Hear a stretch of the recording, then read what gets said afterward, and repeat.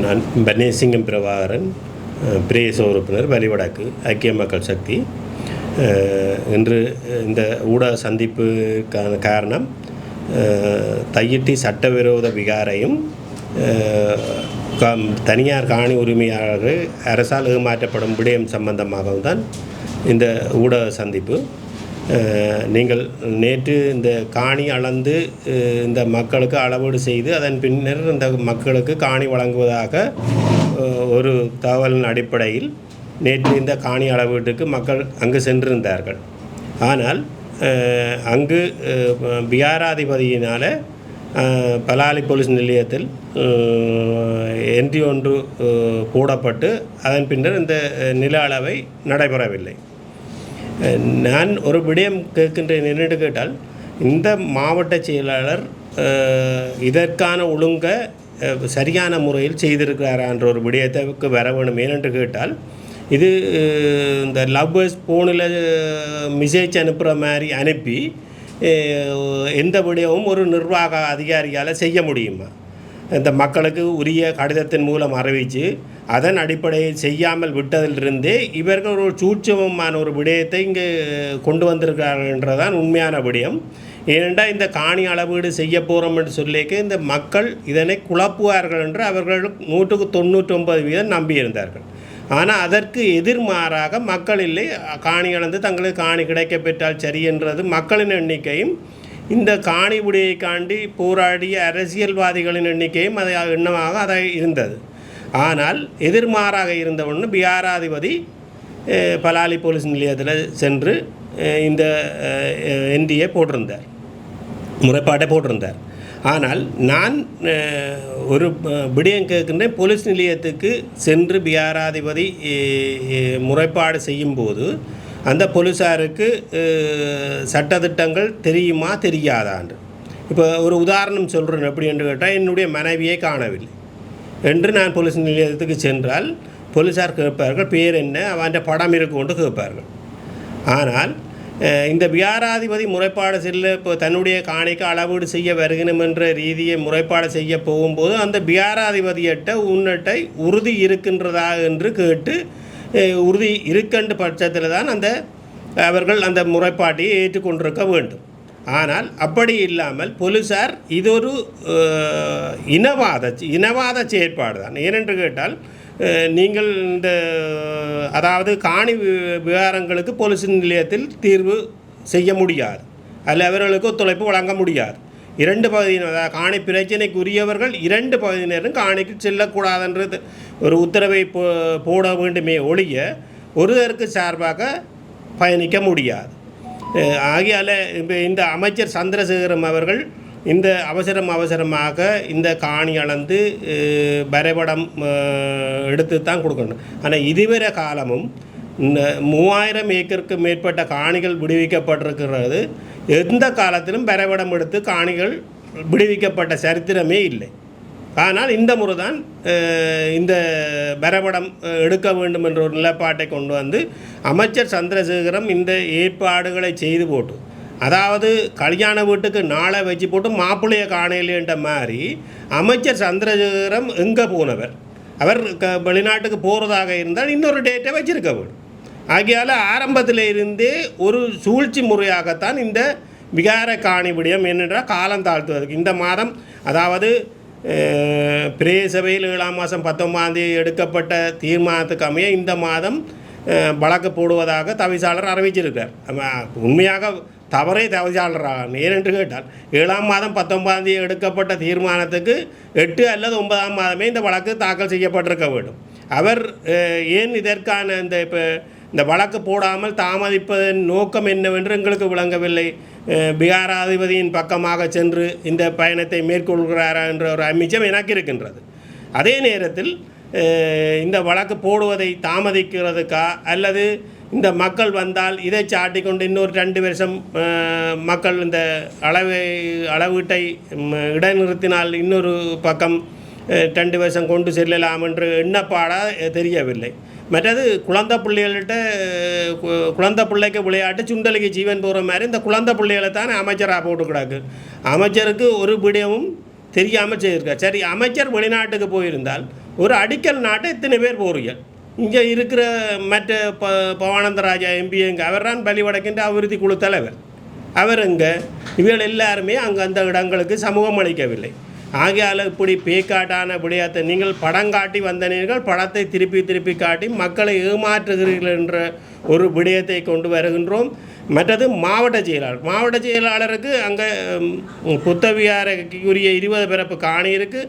அதுக்குள்ள இருந்த 6 பேரை மாவட்ட செயலம் எழுப்பி வேறு இடத்துல அமர்த்தி புத்த விகாராதிபதிக்கு காணியை வழங்கிய விடயம் தெரியாது. அவர் அங்கு வந்து இந்த விடயம் சம்பந்தமாக நெறிப்படுத்தி கொண்டிருக்கின்றார்.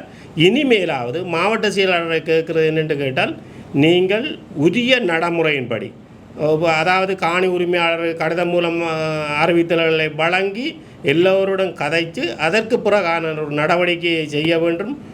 குழந்தை பிள்ளைத்தனமாக அரசாங்கத்துக்கு சார்பாக நடந்தால், நீங்கள் 60 வயதில் பென்ஷன் எடுத்து போட்டு போயிருந்து அதற்கு பிறகு வெளியே செல்லும் போது யாருமே உங்களை கவனிக்க மாட்டார். இது அவருக்கு மட்டுமில்லை, எல்லாருக்கும் உரிய ஒரு விடயம். ஆகையால் அதை நன்கு சிந்தித்து வாழ்கிற இந்த பூமியில் ஒரு கொஞ்ச காலம் அதற்கு ஏற்ற மாதிரி அந்த நடவடிக்கைகளை விகாரை அமைக்கப்படும் காலப்பகுதியில் வழிவடக்கு பிரதேச சபையின் உள்ளாட்சி சேவை உறுப்பினராக தாக்கல் இருந்திருந்தீர்கள். அக்கால பகுதியிலும் வந்து இந்த விகார கட்டுமானத்துக்கு எதிராக வந்து பிரதேச சபையில் முன்னெடுக்கப்பட்ட நடவடிக்கைகள் என்ன, அது ஏன் அந்த நடவடிக்கைகளை வந்து உரிய முறையில் எடுத்த தடுக்க முடியாமல் போகணும் கட்டும் போது? இல்லை, இது உண்மையாக இராணுவ கட்டுப்பாட்டுகளில் தான் இந்த விகார கட்டுமானங்கள் நடைபெற்றது. இந்த இராணுவ கட்டுப்பாட்டுகள் உள்ள ஏரியாக்களில் எந்த இடத்துலையுமே கட்டுமானத்தை நாங்கள் தடை செய்யவும் முடியாது, அதுக்கு எதிர்ப்பு தெரிவிக்கவும் முடியாது என்பது உங்களுக்கு தெரிந்த ஒரு விடயம். ஆனால் அதே நேரத்தில் விகாரைக்குரிய காணி 20 பிறப்பு காணி இருக்கின்றது எங்களுக்கு நிச்சயமாக தெரியும். விகாரைக்குரிய காணி 20 பிறப்பு இருக்கின்றது தெரியும். ஆகையால் தான் அதற்கும் ஒரு எதிர்ப்பலை இருந்தது. ஆனால் அதற்கு பிறகு நீங்கள் கூறிய விடயம் என்னுடைய விடயத்தை சொல்லுகின்றேன். நான் எங்கள்கிட்ட கட்சி 2ஆக பிளவுபட்ட போது நாங்கள் தற்போது சயித் பிரேமாசோட சென்ற படியினால் இந்த கட்டுமானம் மேலே வந்து இது வியாரை தான் கட்டுப்படுதுன்றது தெரிகிற காலத்தில் நான் பிரதேச உறுப்பினராக இல்லை. என்னை ஒழுக்காட்டு நடவடிக்கையின் மூலம் விலத்தியிருந்தார்கள். அப்படியும் இருந்து அதற்கான எதிர்ப்புகளை முந்தியிருந்த பிரதேச உறுப்பினர் சஜீவன் ஊடாக நாங்கள் பயணித்திருந்தோம் என்பதை நீங்கள் ஊடகங்கள் வெளிக்கொண்டுவார்கள். நாங்கள் செய்யவில்லை என்றதை சொல்லாதீர்கள். நாங்கள் அந்த பயணத்தை மேற்கொண்டிருந்தோம். ஆனால் இது ஒருங்கிணைப்பு குழு கூட்டங்கள் எல்லாம் பலவாறு கதைக்கப்பட்டிருந்தாலும் இராணுவத்தின் கட்டுப்பாட்டுகளில் இருந்து இது இராணுவத்தோடு சேர்ந்து எங்கண்டைய ஆக்களும் தான், எங்களுக்கு உரிய ஆக்களும் நீங்கள் வடிவாக இதில் சொல்ல முடியாத சூழ்நிலை என்றாலும் எங்கண்டைய ஆக்களும் சேராமல் இந்த காணிக்குள்ள அந்த கட்டுமானம் கட்டுப்படையில் ஏனென்று கேட்டால், உண்மையாக இந்த விகாரையின் தூபி இருக்கிற இடம் ஒரு வெளிநாட்டுக்காரருக்குரிய இடம். ஆகையால் அந்த இடத்தை காட்டி கொடுத்தத ஒன்று அதாவது மக்களின் உறுதி ஒன்று சோலை வரிக்காக பிரதேச சபைக்கு வரும், 2வது நிலவுடையை காண்டி பிரதேச செயலகத்துக்கு போகும். ஆகையால் இதை காட்டி கொடுத்து சர்வேந்திர சில்வாவோடு சேர்ந்து இந்த விடயங்களை செய்த எங்கண்டைய ஆக்கள்லாம் இன்றும் இருக்கிறாங்க. நீங்கள் 2009ஆம் ஆண்டுக்கு பிறகு நிறைய துரோகிகள் ஆரம்பத்தில் இருந்தாலும் நிறைய துரோகிகள் இன்று தான் வளர்ந்து கொண்டிருக்கின்றார்கள் என்பதை நீங்கள் சற்று மறந்து விடாதீர்கள். இந்த விகாரைக்கான அடிக்கல் நாட்டு விழா வந்து 2 தடவை நடைபெற்றிருந்தது. ஒருக்கா வடமாகாண ஆளுநராக போயிருந்த ரவீந்திர புரி அவர்கள் அடிக்கல் நாட்டியிருந்த ஒரு இடத்துல, பின்னர் கொரோனா கால பகுதியில் தான் சந்திர சில்வா வந்து இன்னொரு இடத்துல அடிக்கல் நாட்டி அந்த விகார கட்டுமானம் கட்டப்பட்டிருந்தது. நீங்கள் சொல்லுகிற காலப்பகுதியில் வந்து அதாவது புதிதாக விதிக்கப்பட்ட பகுதியில் தான் விகார கட்டுமான பகுதிகள் முன்னெடுக்கப்பட்டிருந்தது.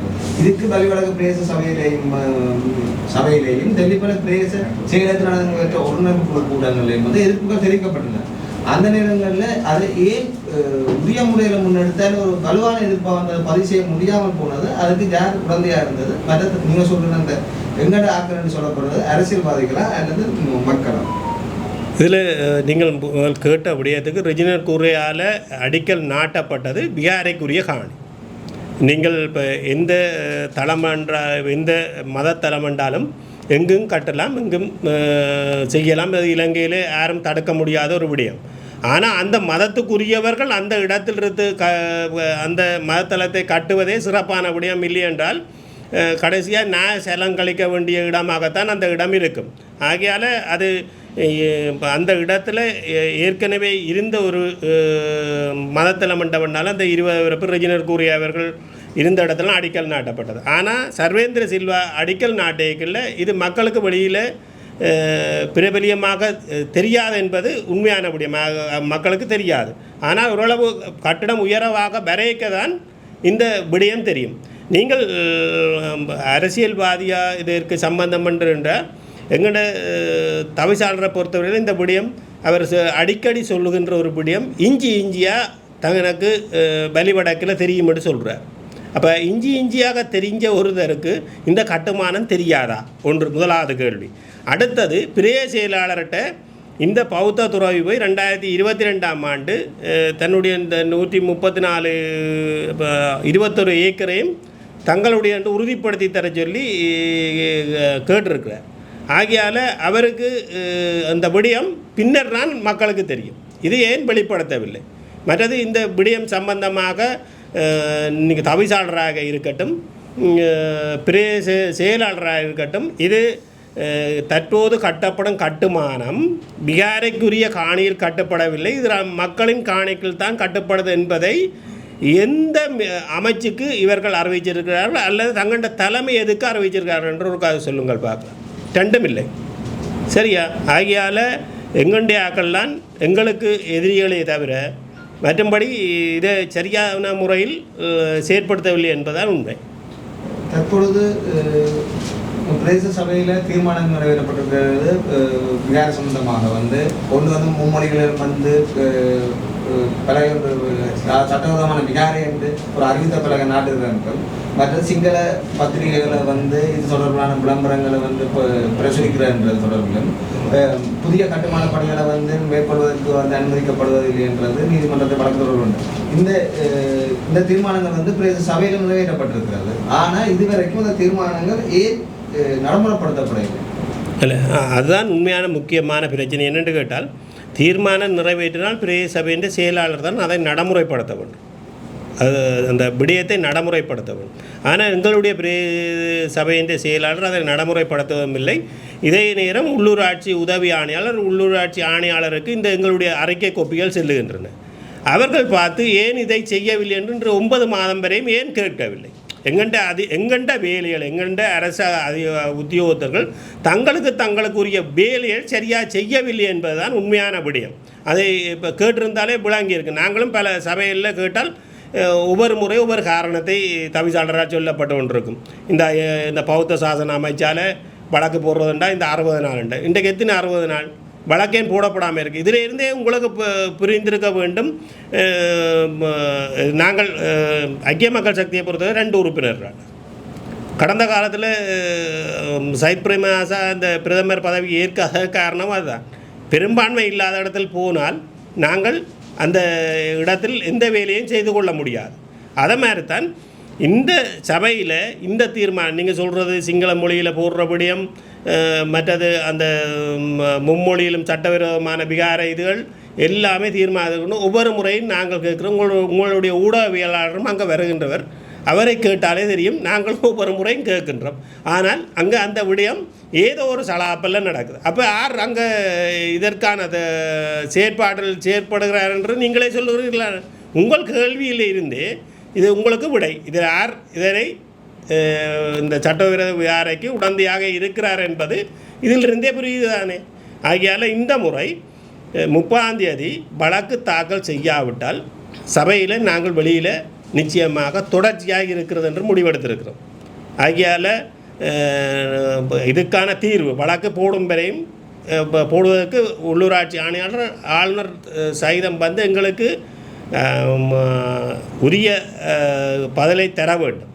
ஒன்றில் தவிசாளர் இத்தியாதியை போடவர் என்று சொல்ல வேண்டும், இல்லையோ ஆளுநர் உள்ளூராட்சி ஆணையாளர் எங்களுக்கு பதில் தர வேண்டும். ஏனென்றால் ஏகமனதாக எடுக்கப்பட்ட தீர்மானம். வழக்கு போட்டிருந்தால் என்ன பொறுத்த நான் இதுவரையும் பார்த்ததில் நீதிமன்றத்தில் நான் மிக நம்பிக்கை வைத்திருக்கிறேன். ஏனென்று கேட்டால் மகிந்த பிரதமராக வந்த காலத்திலும் சரி பேருந்தும் சரி நீதிமன்றத்தில் ஒரு 90% நம்பிக்கை எங்களுக்கு இருக்கின்றது. அங்கு சென்றால் நிச்சயமாக விகாரைகிட்ட உறுதிப்பத்திரம் இல்லை, இதற்கான நடவடிக்கை சரியாக நடக்கும்.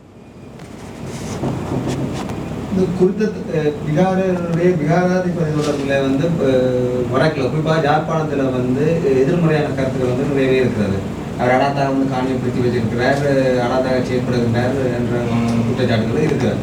இந்த நிலையில கொழும்புல கடந்த வருடம் நடைபெற்ற ஒரு கௌரவிப்பு நிகழ்வுல சஜித் பிரேமதாஸ் அவர்கள் கலந்து கொள்வதாக அழைப்புகளும் வந்திருக்கிறது. இந்த விடயத்தை ஐக்கிய மக்கள் சக்தி எப்படி பார்க்குது?